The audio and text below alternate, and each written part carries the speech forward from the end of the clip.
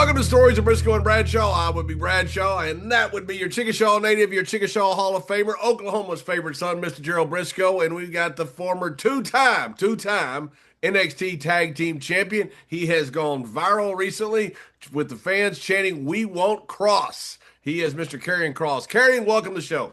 Thank you for having me. I never won the tag titles, but I should have. It was the NXT singles You title. should have. But I should have. And I should have won it with you, JBL. I should have won it with you. That's right. That's exactly right. I didn't say tag titles. Did I say tag titles? You did, but it doesn't matter. Oh, I'm sorry. No, don't be sorry. I had to tell you. I was thinking tag titles. Way to go, JBL. 2 minutes into it, and you've already screwed this thing up. Way to go, man. Yeah, I gave a hell of an intro one time to Les Thatcher, and at the end of it, we'd tried for weeks to get him on, and we had problems. We're so happy to get on. I introduced him as Les Thornton, the English. Yeah, so my intros are freaking terrible anyway. So I got to get this out at the top, though. I have to tell you something really crazy, and I've been waiting years to tell you this. I didn't know when was the right time, but you and Ron Simmons started something insane when I was in school, when you were on your APA run. So I was going to school in Canada at the time. I was in Toronto. And when we got winters, the snowbanks would go 5 or 6 feet high. And this is when, like, you and Ron were killing everybody. When we started getting snowbanks, you were hitting everybody with the clothesline from hell. Ron was hitting people with that nasty spine buster, the one where he picks them up down the center and shoves them from the chest. So when it started to snow, we would whisper in each other's ear when we see our friends. We want to blindside them in the morning school. We'd go APA mode. We would run over and try to line them as much as we could into the snowbanks. We'd try to pick them up and spine buster them like Ron did. And as soon as the snowbanks were gone, we would be off season. But everybody in high school was doing that with you when you and Ron were on your like murder run. I had to tell you that. You guys started an epidemic of violence. Wow. I'm so happy that we were responsible for the dereliction of Canadian youth. I love that. I love that we are actually, that's terrific. I got to tell Ron, he'd be very happy. APA mode is what we used to say. APA Tremendous. Mode. Karrion, you gotta help me out here. I'm an old time. I realize what the term is, but when you say you go viral, I mean, I know it blows up the internet. I mean, I do know that much here. But what kind of numbers behind going viral? And just so I'll know, and our audience out there, they like me, I don't know. I think to some degree, going viral is subjective, but in general, we're talking about millions of people all over the world watching something.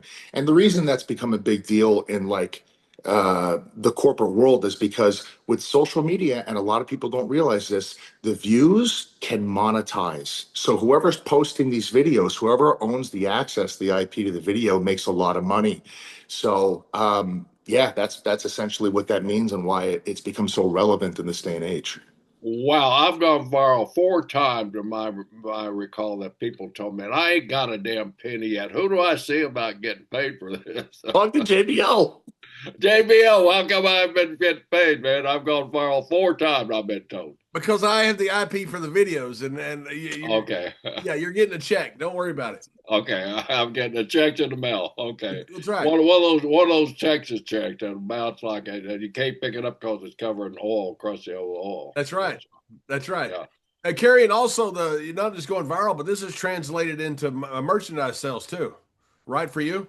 Yes, it has. Actually, I was blown away. Forbes wrote an article about it, and I just found that out recently. I didn't even know that they did that, but it blew up all over the place. And yeah, it's just crazy. Like, I woke up one day and I saw it on social media that Karrion Kross is a top merch seller.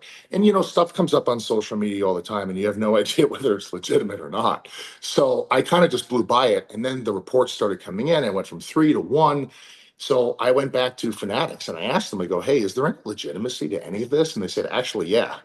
And so, you know, I got to look at everything coming in and I just thought, holy cow. It was unexpected because, you know, some of the material that people were watching, some of the segments and stuff that I was doing, it wasn't on TV.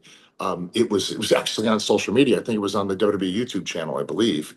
And it just translated and spoke to people. And it's been absolutely crazy, man. It's been a crazy ride.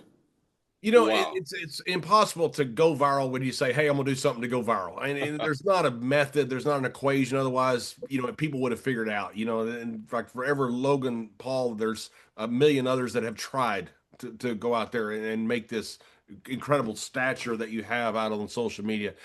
When this started happening to you, did you have a plan at the time of, hey, this is what I'm gonna start developing on social media, or did it just snowball on you and all of a sudden you realize, hey, I've got something pretty cool here. I'm going to go with this. Well, about a year and a half ago, I was very upfront with the higher ups in WWE, and I said, "Hey, listen, I want to make the best of the opportunity you're giving me, and what is it going to take? What do you need from me in order to kind of help improve, my worth to the company? Everyone can come in here and they can run high spots and do promos and stuff like that. What's important to you guys?" And someone had mentioned to me at the time that social media numbers, translate to reach and creating new fans. They explained that whole process to me. So I decided to take that a little bit more seriously, and that's not an overnight process. So it just took time to understand how all of that worked, and I just learned to find my own groove with character work and posting things online. Like, there's you watch Raw on Monday, and then you've got the whole week, and Raw comes back on. There's a lot that happens to people in the working class that are working two or three jobs, their moms and dads. They might not remember or retain everything from the show on Monday to the next week. So I thought, well, I'll put something out in the middle of the week, kind of like a bumper to prime the audience to keep them interested. So I started doing something like that, and I noticed that the viewership on some of the character work I was doing during the middle of the week was actually performing better than what I was doing on the program. So then I began to kind of bring that information into creative and show them, be like, "Hey, I'm kind of onto something here. This isn't going to cost you any extra money. I think it's actually going to make you more money. Can we kind of translate this version of the character that I'm doing, which is a little bit more grounded, into the program?" And they were okay with it. And yeah, that led me basically to the WrestleMania week where I was asked to do the Sam Roberts podcast, and obviously very improvisational, no script. And I just kind of leaned into what I really found was working over the last year and a half on social media. Yeah, and the stuff that you found working on social media, so it was a targeted effort as far as the days that you would release it. But were you working in conjunction with the social media with WWE, or was this something that you were developing pretty much by yourself? On my own, yeah, pretty much on my own. And there was a time where I was doing things on their YouTube channel after the show, but that was kind of like, I don't know, it was kind of taken away. I guess they changed how they were doing all that with the talent. So I said, that's okay. Like, I will be able to demonstrate entirely on my own that I have something here. I'm very much a do-it-yourself person. I didn't feel slighted by that. I actually felt like it was an opportunity to show them, like, with as little as possible, just literally a cell phone, I can show you how much attention and engagement and enjoyment I can actually get out of people and bring it back to you and see if we can do something with it. But not to give away part of the recipe, but isn't that part of the success? And again, I'm not trying to give away part of your secret here because that's working for you. But isn't that part of the success of your outside of WWE? So whether you are legitimately or not, and you were, I'm not saying that you weren't, but that you're doing it on your own. But the mindset of the fans is that you're doing something that WWE is not pushing. As you say with the YouTube, you're doing something that WWE is pushing. Fans tend to get behind stuff they feel like is organic. And is that part of the success of it, that you're doing something that is technically outside of the WWE parameters? It is, and as you said, it's organic. It kind of happened by accident. I didn't mean for it to become that way. I was really just trying to demonstrate that I'm trying to hit home runs for the company, and what a home run really translates to is showing the company that I can engage people and bring people in and make sure they're having a good time, entertain them. But I did it on my own for so long without really like any retweets, or it's not on their show or on their webpage, that it did become independent. It kind of became an independent thing that was going on, and people actually wanted to finally begin to see that in the show. And I've gone on record to say this, but a lot of what we do in this business as professional wrestlers is we turn pain into art. That's what happens in the ring. And what winds up happening when you spent a minute in this business is you've got some stories and you've been through some serious stuff, and you don't always talk about it. And there's a time and place to talk about it. And I came to find that I was doing that in April with the big viral moment. People asked me, was it a work? Was it a shoot? I don't want to say it was a shoot, but I will say it was very real. All of the things I talked about were absolutely real. And I think that's why it resonated with people. It wasn't like an indictment against anybody, but these are the realities, as you know, of what we all go through. I mean, there's a lot to sacrifice, and I don't blame anybody for that. I willingly signed up for this and I knew what I was going to get. And I know getting out of this business, I'm not getting out in one piece, but this is the way I feel. And I think people understood that. I heard an interview you did one time. I thought it was very, uh, not prescient, but very insightful. As far as when Jerry and I were around, and Jerry was before me, but when I was around, there was no brand to create outside of WWE. We didn't have social media. We didn't have cell phones till later later in my career. Certainly didn't have the internet or anything. We didn't have any of that. Nowadays, you have that, and so that brand now is like a new WWE talent or say a new wrestling talent. We use WWE and wrestling kind of interchangeable. Is a new wrestling talent. That brand now is going to become as important, it appears, as their brand that they have in wrestling, right? 100%. I get asked all the time, especially because I'm on the book tour, I get asked all the time from people who want to get into the business. They ask me for advice. I tell them two things. One, learn how to recover because you're going to have so much fun doing this and learning. You're not going to want to stop. You're going to burn yourself out. You got to become a master at recovering, whether that's through nutrition, through getting more sleep, taking intelligent days off. And the other thing I tell them is build a brand.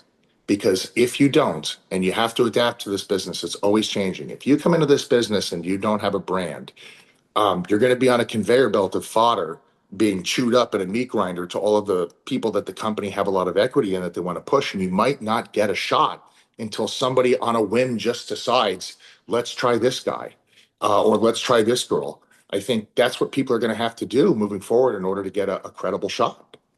Yeah, and it's been the thing for years. If you want to get back to WWE or you want to get pushed in WWE, create something of interest. Yeah. Whatever that is. Yes. Jesse Ventura left, in very bad terms, and all of a sudden he becomes the governor of Minnesota. All of a sudden he's back as the referee at SummerSlam. Yeah. Brock Lesnar leaves.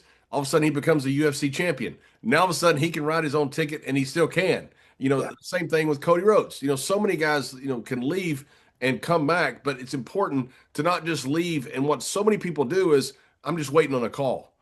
If you're waiting on a call, that call may or may not come, Yeah. and it's not going to be the call you want. If you create Absolutely. something, it's going to be you're going to actually be able to negotiate from a standpoint of strength. Absolutely. That's totally true. And everything you just said is just things that don't necessarily appear to be so clear and so evident when you're just breaking in and you're excited and enamored by everything. But that period has to come where you got to think like, you have to think like that. You have to be able to assess the field and proceed forward like that. Karen, take us back before the viral tweets and building the brand, and when you were that guy, you went in APA mode in your school there. Tell us a little bit when the bug hit you and how you just all of a sudden realized this is what I want to become. Well, the very first memory I ever had that I could even recall was as a little kid sitting in front of the TV watching WWF, WWE now. And I was just hypnotized by it. That's like the word I like to use.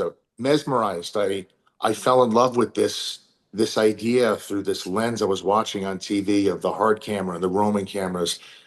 Two guys fighting for everything they want and need. There's the referee, and around the entire building, the whole match, there's this crowd, all the energy's going in one direction, the music, the lights, the commentary in my mind. I don't even know what Gorilla Monsoon was saying, but his voice is there in that memory. It's just he's there, and all of it, I was just blown away by it. And I tried to do every single other job I possibly could in life to be happy and to find some sort of fulfillment in that. And I had great jobs, but it was always wrestling in the back of my head. And it wouldn't go away until I tried it. And I knew the very first day when I walked into wrestling school, I said, I can't believe I waited this long.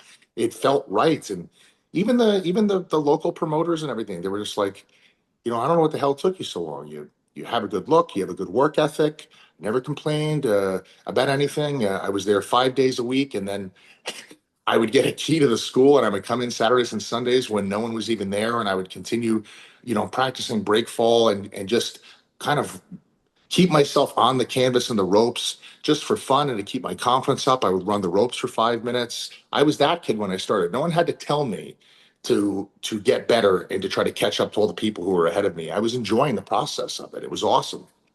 Well, I read also during the research this morning on you that you're quite an athlete growing up. You had quite an amateur wrestling background. Is that true? I was doing catch wrestling, so wrestling with submissions. My high school at the time didn't have a wrestling program, and I really, really wanted to wrestle. And I had a jiu-jitsu and a judo background, and so I started going to competitions that were independent in different cities that I lived in and competing there. So For that was people that don't know, catch wrestling is probably the oldest form of wrestling and known in the world today. It's what the old ancient Greeks used to do, and it's a sign, kind of a submission there where you where the catch is exactly what you catch an arm or you catch a leg or a body part, and you apply pressure in the wrong ways to do it, right? yeah. We had a really good we had a lot of good circuits going through Toronto, Ontario at the time.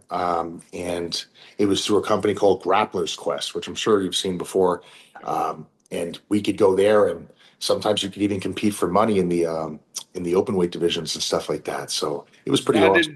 did you start going there because of your love of professional wrestling, or was that already a love before you saw professional?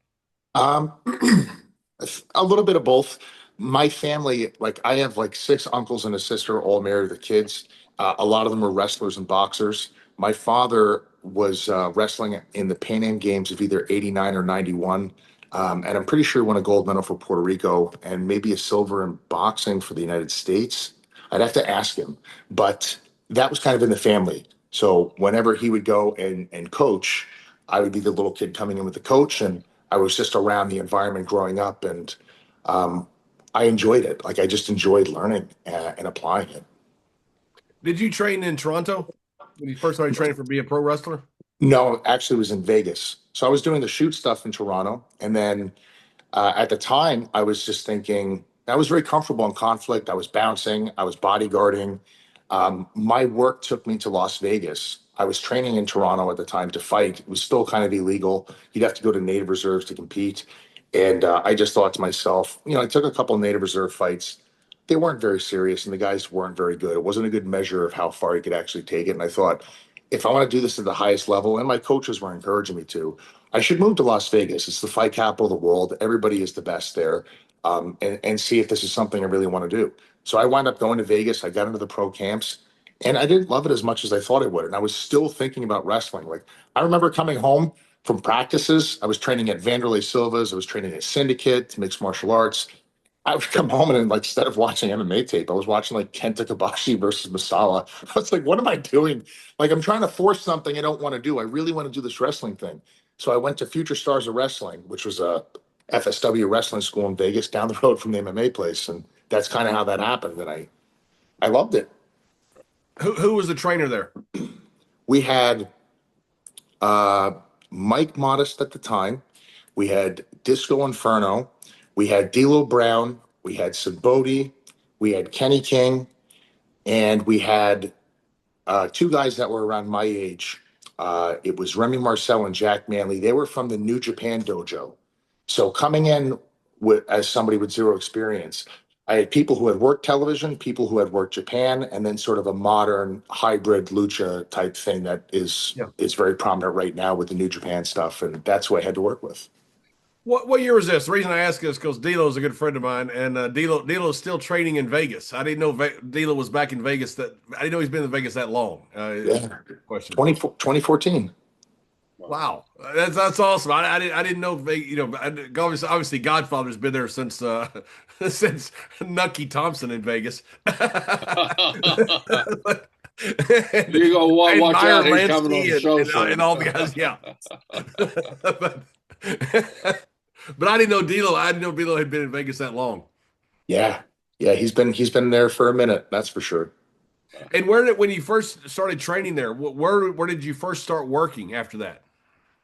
So the school actually ran the local shows. So it was kind of perfect. You go to the wrestling school, you learn the curriculum, you wait for the promoter to say you're good to go to be in front of people. And then that specific school was running shows out of the local casinos. They would run shows at a Silverton Hotel casino. They would run shows at a Sam's Town. And then sometimes they would run shows right out of the school. So the attendance for that would be more intimate. It's a smaller environment, and you're working in front of maybe 80 to 130 people. The hotel shows at the time, they would get anywhere from, like, a bad night would be 600 upwards to sometimes 1,000 or even 2 or 3,000 if we had an XWB star headline in the show. What were they running the hotel shows for? I mean, what were they? They're running like inside one of the theaters in the hotels. Yes. So same as Siegfried and Roy or anything else that was there, but obviously not there on a nightly basis. You're running the same type theater. Yeah, that's exactly what they did. That I did, I'd heard of people talk about they want to set up, different things in Vegas, but I hadn't heard them running that. And so were most of the fans that came in, were they tourists staying at the hotel? Was it local people? Always local Right, people. local, yeah. We didn't, because it was such a small show, we didn't have a lot of revenue being generated enough to be able to afford massive promotions all over Las Vegas. It was more kind of word of mouth. When I started, we had a horrible time slot on local TV. I think it was 1 or 2 o'clock in the morning. Who knows who even watched that? I don't know if they showed up to the shows, but it was still good for me starting. I was excited, like, oh, TV. You don't know the difference. But you go through the TV training of showing up and doing your promos, and you see how things are edited. I wanted to be a part of the whole process. I learned how they edited the shows, all of the programs they use, the software and stuff like that. I wanted to learn everything I possibly could. And from Vegas, where did you progress from there? I mean, it was how long were you in Vegas, and when did you start moving out? Because it doesn't sound like there was enough to make a living in Vegas just off wrestling. No, no way. I was a director of nightlife security operations for Las Vegas for a series of nightclubs on Las Vegas Boulevard. So I was in charge of hiring people, running teams, and basically just making sure everyone has a good time and keeping the chaos at a minimum. A lot of the people I worked for were fans of wrestling, and they thought it was insane that their director was a pro wrestler. So whenever I had shows, they would give me time off. I would just make sure that my bases were covered, and God willing, nothing catastrophic happened when I wasn't at work. I had good guys, but to get out of Vegas, I was there living from. I moved in 2012, and then I got out in 2019 to work at NXT. But I knew, because there wasn't a lot of eyes on the local product, I was like, I'm gonna have to learn this promotion thing and use social media. So I basically had my shows and my performances filmed just like anybody. And I would upload them to a YouTube channel, and I would upload them to social media. And whereas I didn't have real TV and I didn't have, more than a couple thousand people watching, I was able to upload it, and people in other cities and states were able to see that I existed, and I had this character, and I would put my promos up, and then eventually promoters in other cities and states would call me and be like, "Hey, you want to come over here? We'll fly you out, come to work." And that's basically how I got out of the state and city to work elsewhere. I use social media. So So what I from the WWF first got on you, and how did you find out, and how did you get the first offer to move to NXT? Well, so I had a correspondence with WWE very early. I don't remember what year off the top of my head, but they were holding a tryout, maybe in 2015 or 2016 at the Arnold's in Columbus, Ohio, and it was the first day Matt Bloom ran the tryouts, and I went in and I did really well. I met Canyon Seaman at the time, who was with the company. Um, Canyon spoke very highly of me, said I killed the tryout. He said, now moving forward, you've demonstrated that we can trust you. You're good to go. You're reliable. Now it's going to be a timing thing. And Canyon told me flat out, he goes, look, I don't want to BS you. If I bring you in right now, you're going to go on the back end of a feeder roster. They have who they want. And I think you could be bigger. I think you could do something really special in this business. But if I hire you right now, this is not what you want. What I want you to do is I need you to trust me, go out there and get yourself over. And when you're big enough, I can bring you in here, and you will be received entirely differently through the management system, and you'll have a totally different presentation on TV. How long that takes you to get over, that's up to you. That's up to timing, the world, and everything. He goes, but please trust me. If I hire you now, this is not going to be good for you. Years later, 2019, John Moxley's no longer with WWE. I'm on the independents. I'm on the rise. I'm working all over the world now by this time, working in India, work Japan, all of the United States, working with AAA Lucha Libre in Mexico. So actually on TV or on Telemundo, I believe at the time, all Latin American countries watching. I'm all over the place and worked with Lucha Underground. John Moxley is now independent from WWE. I put a promo out online insinuating they wanted to work with him. John calls me out of the blue. He's in Vegas, says he wants to work. We go out there, call virtually nothing except for the finish, worked about 20 or 25 minutes, don't even know each other. We had instant chemistry. And then I got a call shortly after that from Karrion, and John had actually put me in touch with Hunter as well at the same time. But I did have a correspondence for a while. It was pretty crazy. And then I was in WWE, I think, in maybe 6 months. That's pretty good advice from Canyon Seaman. That you know, it's what you want to tell people, but not always what they want to hear. Yes. Speaking for Karrion, the Karrion was a very dear friend of mine, and I thought it was a big loss when he was let go there. But Karrion was like that. He would. I don't think I can't recall too many cases where he BS anybody. He was very truthful with the guys right up front and told them if they really had a shot. And he got to know Hunter's taste right off the bat, and I think that's kind of what he built his reputation on. What Hunter's vision of a professional wrestler, and so I have all kinds of respect for Karrion. Yeah, me too. Absolutely love the guy. I stayed in touch with him even after his departure from the company. Good. Yeah, he was the man. The one thing that's hard is, if you can get over somewhere, you can get over most anywhere. But if you can't get over in one place, you don't know if a guy can ever get over. That's right. It doesn't always translate exactly. A guy may not get got over in one territory, may get over somewhere else. But if a guy gets over one territory, you pretty much know that guy could probably get over here too. So it's when you bring guys in, it's tough with WWE now because you bring in these incredibly talented athletes, these really good-looking guys and girls, and you don't know. I mean, back in the day, we knew they were really good. Like use a football analogy, we knew they were great high school players. Then they want to come to the college squad. Nowadays, you don't even know if they can play a sport until they get there, much less get over. That's tough to do. And so the advice Karrion gives you is get over. Yep. Yeah, easier said than done, but it's the best advice he could give somebody. 1000%. I figured something out, just my opinion. I think there is an essential thing that needs to happen with a talent, a performer, professional wrestler, that has to take place before they can figure out how to get over. And it has to do with self-awareness. Like you may have an idea about yourself and you'd like to project that idea. But if that's not how the audience sees you, it's not going to click. It's not going to land. Like a guy, just this is a silly example, but imagine a guy who is like 5'1" and his favorite wrestler was The Undertaker, and he goes into the ring and he's doing an Undertaker gimmick. The audience is going to look at that and there's going to be a massive disconnect. You kind of have to lean into what people see. If you're, massive, like Omos, for instance, you're definitely not going to be a luchador. You're not going to be doing flying head scissors. So I just feel like, some people off the bat are very naturally intimidating. Some people have that air about them. Maybe once you actually talk to them, they're not the way you thought they were. But if their general demeanor is that they have that resting, pissed off face, they should lean into that for the character and it will click and land. And I feel like when you're just breaking into the business, you're trying to retain so much information. You're learning so much so quickly. You want to expedite the process that this is something that's overlooked with all of the things you're trying to remember and execute perfectly. Yeah, and most people don't end up with the same gimmick they started with.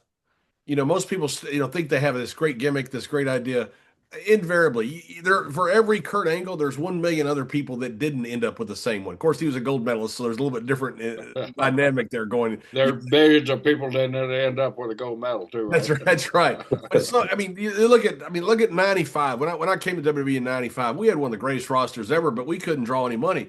Stone Cold was the ringmaster. Triple H was an aristocrat. Kane was a dentist. We had he had all these great talent. We had the NWO, but it was Diesel and Razor. It just takes a while sometimes to morph into what works, and to do that, literally you have to get out there and try because you don't know what'll work. I mean, you don't know a people's elbow is going to be one of the hottest moves in wrestling. When you first see it, you think that's the worst thing I've ever seen.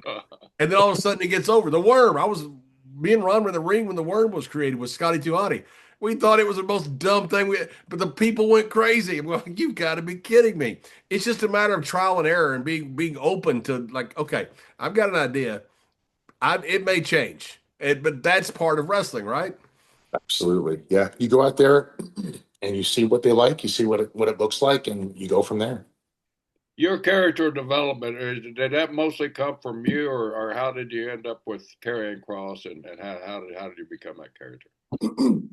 It's 50-50, I'd say. So I had the character developed before I got to the company. And so, for lack of better words, I workshopped it independently all over the world.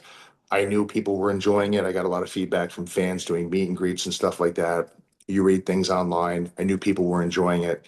So I decided to stay the course with it.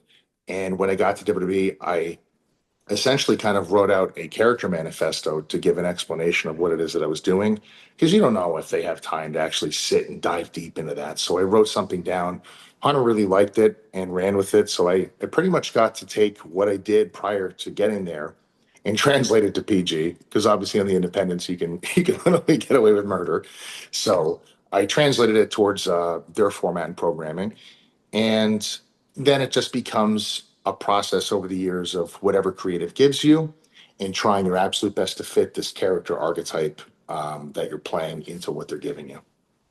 When did Were your you go ahead, Go Jerry? ahead. Were you ever discouraged by the feedback that this character will not work? You need to change direction, or did you stay steadfast? Say, I believe in this character. I never got any feedback that it wouldn't work, but there were many, many times where, you work with different people. There's different people on the creative team. They have a different understanding or comprehension of what you're doing, which might not entirely be accurate. And so, it becomes a balancing act of giving the company what they want, because it's their show. They're paying for everything. You find a way to give them what they want through, this thing that might not exactly be what you've been doing. You try your absolute best to, bend that into something that is going to work with the audience to preserve that continuity. Because you guys know the worst thing that you can do is make a massive departure from continuity, and the audience, they watch it and now the immersion is gone.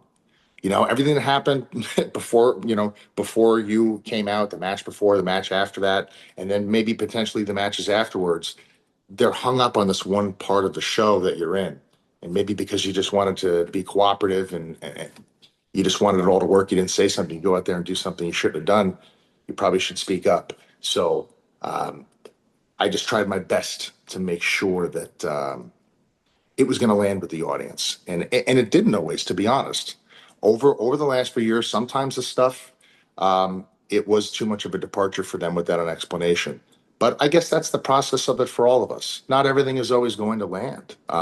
That's just the way it is. You do your best to figure it out, though. Yeah, I always thought, like Pat, I love Pat McAfee, and when he gets up on the table that first time, the problem with that is if it doesn't work, you got to climb off the table with your Yeah, tail between your legs. You try stuff, and it worked. It worked. He's out there playing his guitar, with Ezekiel and all that stuff, and it worked like crazy. But I've done a lot of stuff like that and I told Pat after that, I said, the great thing about that was what a risk you took. You got something great, but if it doesn't work, you literally got to climb off the table. You're like, damn it, man. yes, And so you just got to try a million different things. And sometimes it's just as valuable what doesn't work as what works because you put that in the bag too, right? I mean, that also is part of the whole learning experience. totally. There's just, you guys know this too. Every crowd is a little bit different depending on what part of the United States you're in. One of my favorite parts about the house shows was being able to do things that I knew that would work in one city versus another that's on the opposite side of the coast. Some audiences are different. Some audiences like a little bit more Shakespeare. They like a little bit more Gaga. They like a little bit more chit chatter, and they want to be berated between the big cutoffs in the ring and stuff like that. A little bit of jaw jacking right before you give it back to the baby face. For that hope, you kind of prime them up a little bit. But some don't. Some want the action. Some want the high spot after high spot, and they want to get into a hard finish. Um, so I agree with you completely. Every crowd's a little different, and yeah, where it might not work in one place, it could work in another for sure. And one big part of you is also Scarlett, who's a fantastic. You guys are a terrific team. And did you guys meet by being put together, or did you first get together and then decide, hey, let's take this on the road together? I met her at a wrestling show, and it was one of those types of things where you lock eyes with a woman, and you know that something could happen. And I always had a policy, I always had a rule. I absolutely do not want to intermingle with anybody at work. Work for me was like my safe place from all the other craziness going on in my life when I wasn't at work. I was having fun at work. I didn't want to, bring that into the environment. So I kind of was one of those guys where I never really messed around with people at work. And we became friends just naturally. There was just like this magnetic thing. Like we were always being drawn to each other in the room. Whenever we'd go out after the shows, everybody would go have a drink or something. Somehow we'd be sitting next to each other, and I'm talking to her, and um, that was just one of those things, man. We both just fell for each other very hard. We tried to get away from each other, and then I believe we went to Mexico on a show. We were getting booked on the same shows together at the time, and Conan put us together. And I went, like, how did that happen? And so as soon as he put us working together, it wasn't shortly long after that we were dating. So I felt like we're being ridiculous. We're being ridiculous pretending something's not going on. But the cool part about it was her and I became very good friends before we started dating. And there was a relief in that because this is a tough business. And so when you try to have relationships with people that are not in this business, we're gone. We're gone all the time. Sometimes we come home banged up. Our sleeping schedule's off. We're not on the 9 to 5 clock. It's rough for people who are in relationships with people that might not be able to understand or have the emotional patience to deal with us being wrestlers. With her, I never had that. When I had to get up and train, I had to get up and train. When I had to get up for a 5 a.m. flight, we were going to bed early, and we were like the military getting up. The alarm went off, our bags are packed, everything just worked. So it's been great. It's been very, very good. So Conan's the matchmaker. Pretty much. Wow. Something he'll I never, knew Conan never had a lot of tell talent. different. I didn't know. I didn't know matchmaking was one of Conan's. I love Conan. He's a good friend. Conan is Spanish for Cupid. I don't know if you knew that. Tremendous. And so, and when you went to NXT, was there any pushback of, "Hey, we're coming together as a team. This is what we are," or was it just assumed that that was what was happening? They were very open to my ideas. And I believe, I don't want to speak for them, but I believe they were open to my ideas because I had this whole body of work. And like I was telling you guys, when I was trying to get out of Vegas, I was posting everything on YouTube. I made a channel. So when we were having our discussions about character development, I was able to give them almost like a proof of concept. If you were to think about it like a business plan, here are the vignettes that I have produced, that I have filmed, that I have written. Here are some of the matches. This is how the character behaves in the matches differently from any other person on the show. So I was able to show them something, and she was actually hired first, I believe in December, and then I was hired in January. And they asked me coming in, they said, "We know you guys have worked together all over the world. What are you thinking? You don't have to feel like you have to live in the place of where you've been. If you want to try something new, you can." And I had suggested that we work together because it was working elsewhere. We had merchandise on the road, 8x10s. We noticed people always wanted the 8x10s of us together versus the singles. So that was like sort of a way that we understood when we were on the independents, like people actually do really like this. They don't want the singles, they want both. And even the t-shirts, they wanted them. We did t-shirts where the both of us were on it, sort of like Natural Born Killers, like a movie poster. They wanted that one. So I had a sort of a radar, a reading, a metric, so to speak, that it would work. And the WWE was open to it. And then when you got to NXT, I mean, you had tremendous success there at NXT, two-time NXT champion, not tag team champion, as I mistakenly Les Thornton said during the intro. But what is the difference? You know, I've been to NXT a lot, but I don't. I have been in the ring there, but I was like a GM for a while. Mainly that was a rib on Dusty, by the way. It was just I'm not sure they really wanted me to be a GM. It was a rib on Dusty, I think. So, but what is the difference between NXT crowds and WWE crowds? Wow, that's a really good question. Well, obviously, there is a reoccurring crowd that comes in in Orlando. So it's a lot of locals. There are people that do visit that come to Disney and Universal from all over the world that will also come to NXT. Like when I was in NXT, when I would be leaving the parking lot, people know where we are. I never minded signing autographs and stuff like that, and people would tell you where they're from and what they liked about the show and what was going on. Um, but mostly it's sort of like the same reoccurring people that are there. When you go up to main roster, it's a different city every single night. And so the crowd will be different. And I would say, in terms of what the crowds enjoy and what they like, NXT has what they like. That audience has what they like. And then main roster, it's going to change every single week. Right. And you had some different changes in characters, different changes in name, different things like that. How did all that come about? So I was working as Killer Kross on the Independents. Originally, I started as Kevin Kross.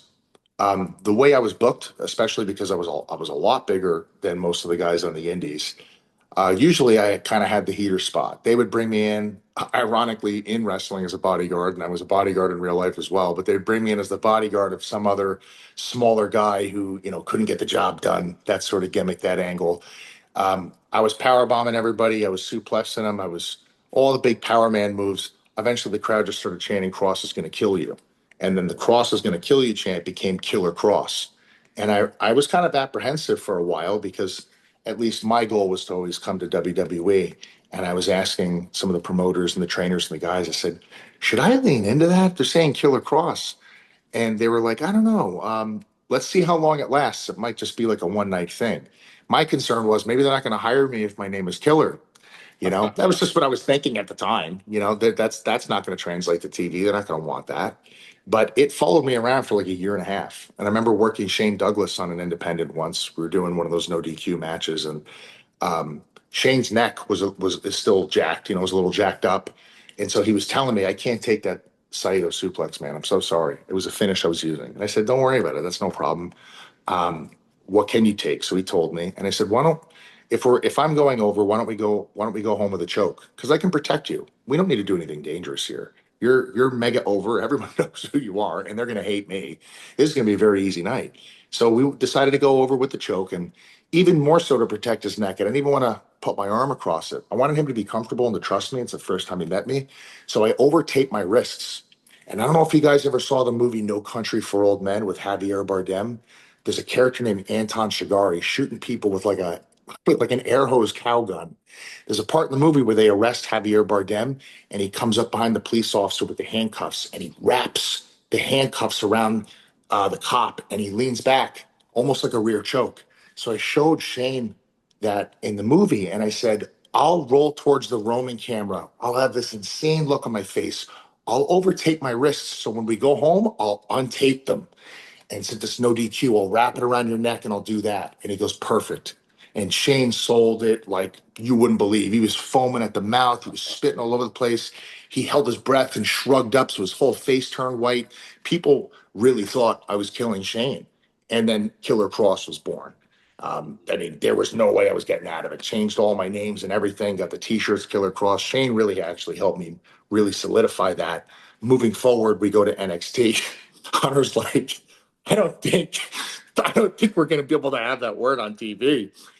He goes, I don't hate the name, but let's say we were to go to a foreign country or something like that. I don't know if it becomes complicated if they just don't want the word killer in like a television format. It has to do with networks. They just might not want that word. That was a word they weren't really saying on WWE. So he gave me the flexibility to change it.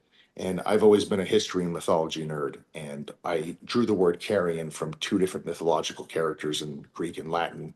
And I ran with it. I felt like it rolled off the tongue and it was still KK. My real name is Kevin Kezar. I thought it was just something fun, but it's a play on words.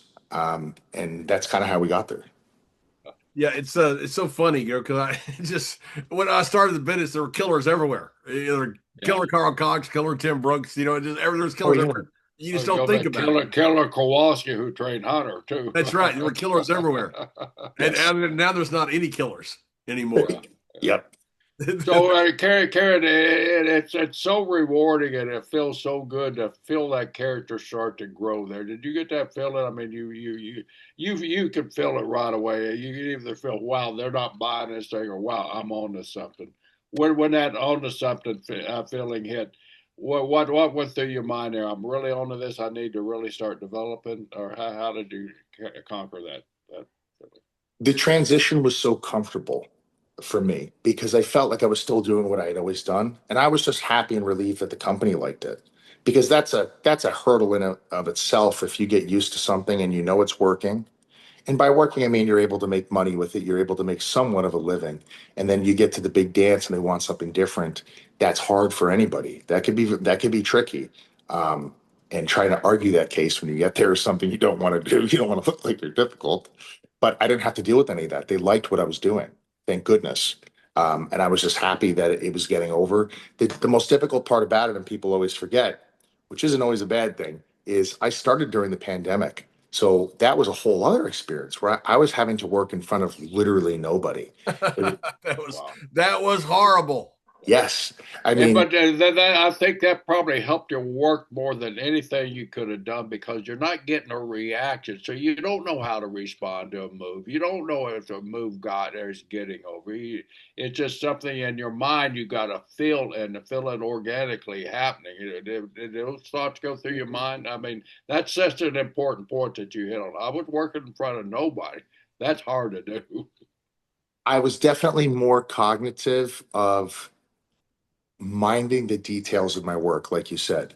I thought to myself, if I remove myself from the situation as the performer in the ring and I put myself on the sofa watching this like a fan at the time, because there was nobody in the audience, how are they watching this? Well, how is it being shot? So I would go into the truck. Nobody told me to. I just asked if it was okay, and I'd watch how the show was being shot. And I thought to myself, if I can make my matches feel like a little bit of a movie, because now we're kind of getting into cinema mode. How's a movie shot? How are they angling towards the cameras? Are they leaning towards their right? Are they squaring up like this? Where do I need to be? It definitely smartened me up to how important being framed up with your cameras were. That's for sure. I didn't want to lose a single shot because I knew people are only going to be reacting at home. So to your point, and I never really thought about it that way until you said it, I was very mindful of that. I had to be. It was crazy. I did the commentary for the WrestleMania of the year without the crowd, and it's just it was hard doing I mean, really hard because when something like one of the greatest calls in sports, do you believe in miracles? What he did next was laid out for a minute and a half and let the crowd respond. You let the crowd. You want to lay out. It's just as important when you don't talk as when you talk in commentary. Well, there's no crowd, you, you're like sitting there. This is my layout point. I've got to talk over. It just feels so weird. But I was sitting there the whole time going, as bad as I feel, those poor guys in the ring had to feel a lot worse than I feel right now with doing this freaking commentary. Every bump was worse. There was you had to manufacture the adrenaline. At least with a reaction, you could run through a wall. We didn't have that. That's You right. know? That's right. You take some big bump and the crowd's going crazy. You take a big bump in a gym and you're like, that really hurt. Yeah. I'm thinking I may quit. I may quit right now and go home. it, it's so strange how that point you just made, to where you nobody in there, you could take a bump, the same identical exact bump, and the crowd respond. Man, that felt great. You take that bump, work it out, and a practice. Man, that hurt like that. What am I doing there? That's such a good point there. Oh yeah.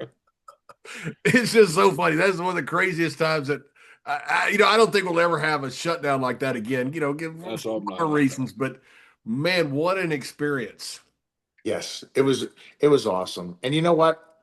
I it was very difficult. It was very challenging, very unexpected for all of us. But to where I am now, I really wouldn't change any of it, man. I wouldn't, because not to get hokey, but I feel like when you're going through something rough in life, a very difficult period, it's horrible being in it. But if you can get through to it on the other side, if you get a chance to look back, there's always a silver lining in every single thing that happens. And it took me a long time to realize that. It wasn't until I got older where I was able to realize there's something to learn from this. Whether should I do this again? Should I not do this again? I made a left when I should have made a right. all of this has kind of led me to the position I'm in right now in life. And I honestly, I thank God all the time that I got hired in NXT when I did, even with the pandemic, even with nobody in the audience, because during the pandemic, during lockdowns, a lot of people got laid off. People in my family got laid off. Because I had that job in NXT, I was able to take over their mortgage and they didn't lose their house. Like, thank God I got hired when I did. Sure. That I don't know what would have happened if I had not gotten hired when that happened, when all that went down. Right. One of the guys that you got to work with that I love so much, and in fact, we had to hit him with the power bomb one time, and he asked me, he goes, "Okay, fine," and right before he walked out, he goes, "What's a power bomb?" And I said, "I'm gonna pick you up, I'm gonna throw you down the ground really hard." He goes, oh, "Okay, like a sugar bag." I go, "Yes, I guess." It's Paul Ellery. He used to sit in the back and he would go over his options and futures, and he did the Iditarod. He's just like the ultimate male. I love Paul. You got to work with Paul very closely. How great was it working with Paul Ellery?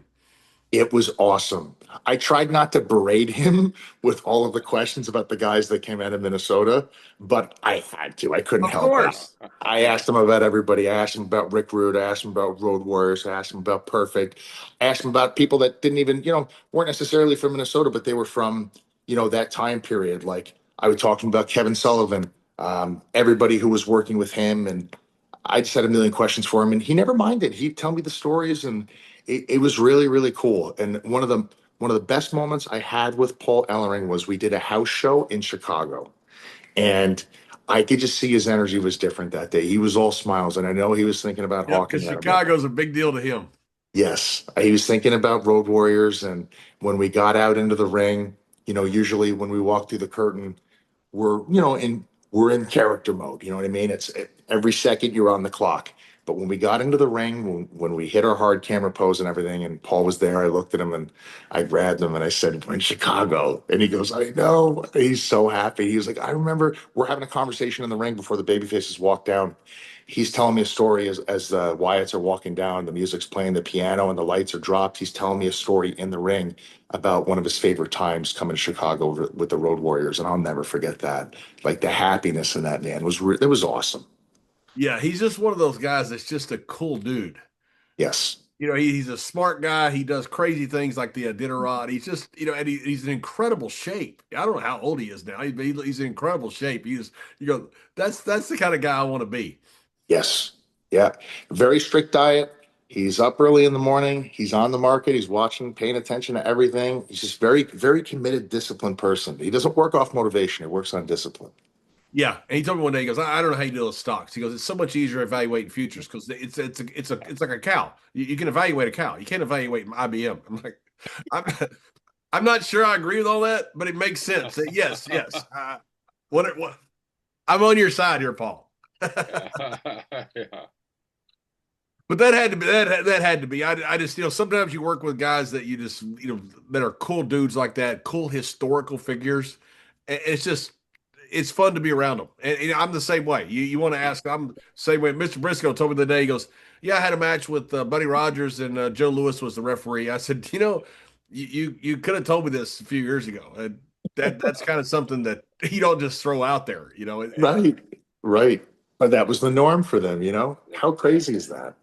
Yeah. Paul was always like that. I mean, very in the beginning, I had a good fortune of knowing Paul just about his entire career when he hooked up with the Road Warriors out of Georgia there.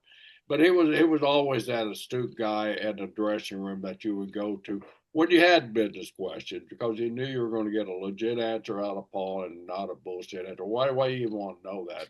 He would explain to you exactly what you wanted. Always respected him. And then I got to see him, John, and I saw him not long ago, and I think at a WrestleMania. And what a good conversation we had to relive it, just like you did in the middle of the ring there in Chicago. Talk about all the Road Warrior days when my brother and I were competing against those two guys and the respect that we had for each other. But what an intelligent guy! What a good guy! He's the best, and he's still that way. He's never And he's changed. still there. Yeah. Yeah, some guys just don't. So tell me about your book that you wrote. Life is fighting. It just dropped officially yesterday. Uh, Congratulations. Thank you. Thank you. Well, we did really, really well. I didn't know how it was going to be received. It was just something that I felt that I finally needed to do. It's been pretty much a memoir.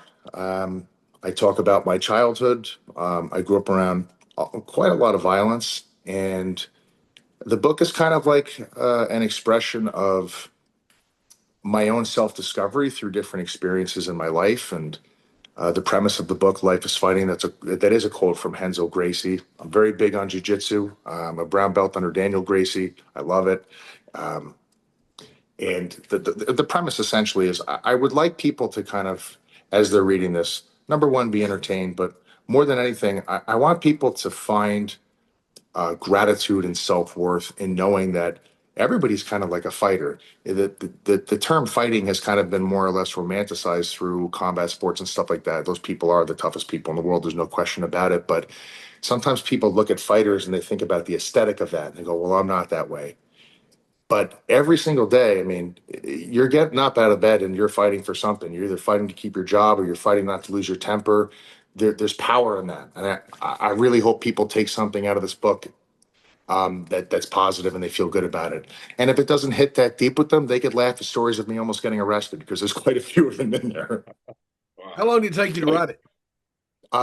From the time that I was released back in 2021 to the time that I came back, I just finished it before Hunter called me. So maybe about a year. Right. And did you have a writer that was helping you with it? Initially, when I first started the process of it, I thought that I would need a ghostwriter. And so we got through some of it with a ghostwriter. And when I was reading it back, I didn't like it, man. Like it wasn't anything that the ghostwriter did wrong, but I had to come to realize that that was not my process. I was writing a book, essentially rooted in authenticity. And when I was reading it back, I couldn't hear myself in what I was saying. So I kind of took over the process and I gutted it out and really, wrote the whole thing. So, but yeah, that the That's all. ghostwriter thing I did wasn't basically the something. same thing. I had a writer, and first part was, and again, there was nothing wrong with what he wrote. Yeah. It wasn't me. It wasn't the way I would say things, and maybe it was better. I don't know, but it wasn't me. Right. And I just felt like if it's my book, it's got to be me. Yes, I just felt uncomfortable with the process, not knowing I would feel uncomfortable with it once we got down the road. So just kind of took the reins on it. But I agree with you. It was probably written better. That's right. Are you doing any book signings, and where can they get the book? Amazon and places like that, or are you doing any book signings with this? Yes. So I started the book tour just a few days ago. We did 2 days in Jersey. We did one on July 31st, August 1st. I've got another signing August 23rd. And I'm going to be going all over the world with the book tour. I have like 200 emails that I have to open up and read and just agree to do. I've got tours that I could take in UK, in Japan, which I think would be really awesome. I haven't been back there in a minute. If you want to get the book and you want to have it delivered directly to your house, of course, you can go to Amazon. If you're not really a book reader, I did a version of the book on Audible, and a lot of people actually, before I mentioned this, wanted me to read it. So I actually did the Audible version myself. And if you want to go to a local bookstore, they more than likely have it. Barnes and Noble, 100% will have the book.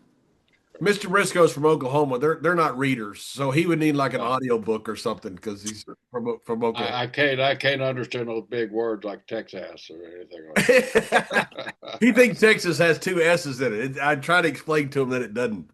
Well, it did until you left, and it only has one in it. So We're like the ultimate, like childhood freaking nemesis. He's an Okie. I'm a Texan. He's a native. I'm a cowboy. So everything that we have is like this. I love it. This is why you guys are doing the show. The ball breaking only stops momentarily, but it That's never exactly, stops. exactly, exactly. I've got on my phone now. I've got signed up for some Oklahoma Daily News, and I don't know who did that, but I what get do you mean some on daily? It's the main news in the United States, and right now you're getting the greatest football coverage ever. yeah, yeah. They've got I some don't. they got new bingo parlors. They're covering meth labs and things like that in Oklahoma. Somebody learned how to read a few months ago. I signed up or somebody did. Somebody signed up Mr. Briscoe for a retirement home in Texas a few years ago, and we're still trying to figure out what happened. Yeah, every time I get home from work, I do. But we did both TVs back in those days, and on a Wednesday morning you get back, I go straight to work. I go straight into the body shop. soon as I walk in there, it's like somebody had my schedule. Duh, John. What time do we get home, Mr. Bruce? So I get my office manager, Jerry, there's a call from Richardson, Texas, wanting to sell you a timeshare. So I'd take it just to be polite. Finally got to the point. Hey, listen, I'm an Okie. I don't want to move to Texas. You got that right? Don't call me anymore. I called John. I let the word slip out about what I did. So John called him and disregard. He's the old grump there, getting ready to retire. He really loved Texas, all that. So they continued to call me. And then on top of that, he got me a subscription to Texas Monthly, where the magazine comes monthly to your house. It's a coffee book table, not a well-written book for Texas. They can three-letter words about the mag and the magazine. So I'd have it sit there. My family would come in. Gerald, what's the book from Texas you got on your coffee? Oh, yeah, I'd throw it in the garbage can. Here will come another one. But yeah, I'm playing ribs. So I talked to JR about. I think JR is the one that got in the newspaper. I wasn't going to spend $1 on subscribing, but it's a lifetime subscription on the internet where you can't cancel it yourself. The people that got the script had to cancel it. It's prepaid, John. So Every day on my phone, I get Oklahoma Daily News now because of somebody. I want to throw my phone in the freaking fire. But see, that's what you got to look forward to when you get old, Gary. And as just playing ribs on somebody that you only see about once or twice. I know he can't clothesline because he'll forget about it by the time he sees me. So Karrion, like right now, and I don't give away anything if I see you want to, and I know you wouldn't anyway. But this movement, we won't cross, is all over the place. It's everywhere you go. Where does this go? Do you know? Well, I don't know, man. It's pretty wild. It's pretty wild. I'm glad people are enjoying what they're watching. I think it's very important to make sure that they feel heard. That's for sure. I think we've got something really special here, and I'm very grateful for it all. Hopefully up. You asked me where it's going. Hopefully we're going up. Do you sometimes just think that this is pretty cool? I mean, because that's cool. That somebody would care enough. Two things. One, to buy your merchandise. That's pretty cool. And they always talk about merchandise was the one thing you can tell how a guy's really over because, people aren't going to buy something they don't really care about. And so when they're buying your merch, obviously they care about you. And the chant, we won't cross, that's you. And that's pretty cool when you go out there in arenas chanting that to hear that go, that's some validation of what you're doing is working.